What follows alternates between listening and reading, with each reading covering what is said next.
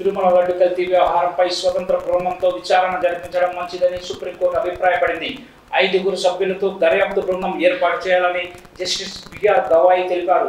2 CBI, 2 రాష్ట్ర police అధికారులు, 1 food safety అధికారితో పాటు సిట్ ఏర్పాటు చేయాలని సూచించారు. ఈ బృందాన్ని సిబిఐ డైరెక్టర్ సూపర్వైజ్ చేయాలన్నారు.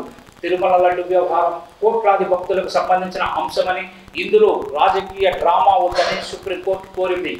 తిరుపతి లడ్డు వివాదంపై శుక్రవారం ఉదయం justice BR Gavai, justice KV విశ్వనాథన్తో కూడిన ధర్మాసనం విచారణ చేపట్టింది. ఈ సందర్భంగా కేంద్రం తరఫున సొలిసిటర్ జనరల్ తుషార్ మహతా వాదనలు వినిపించారు. ఏపీ ప్రభుత్వం ఏర్పాటు చేసిన ప్రత్యేక బృందం కొనసాగించాలా లేదా ప్రత్యేక స్వతంత్ర దర్యాప్తు సంస్థను ఏర్పాటు చేయాలా అన్న అంశంపై కేంద్రం తరఫున అభిప్రాయం చెప్పాలని గత విచారణలో సుప్రీంకోర్టు అడిగిన దానికి ఆయన బదులిచ్చారు. లడ్డు వ్యవహారంలో ఆరోపణలు నిజమైతే అది ఆమోదయోగ్యం కాదని అన్నారు. ఈ కేసు విచారణకు చిట్ విచారణ ఒక్కటే సరిపోదని అభిప్రాయం వ్యక్తం చేశారు.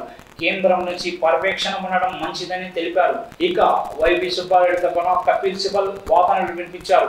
నెయ్యి కల్తీ జరిగింది టీడీపీ సమయంలోనే అని ఆయన కోర్టుకు తెలిపారు. నెయ్యిలో కల్తీ ఉంటే లోపలికి ఎందుకు అనుమతించాలని ప్రశ్నించారు. ఈ వ్యవహారంపై సీఎం మాట్లాడాలని, నిన్న మరొకరు మాట్లాడారని చెప్పారు. ఇలాంటి సమయంలో సిట్ దర్యాప్తు సరికాదని పేర్కొన్నారు. దీంతో వాదనలు విన్న ధర్మాసనం 5 సభ్యులతో సిట్ ఏర్పాటు చేయాలని సూచించింది.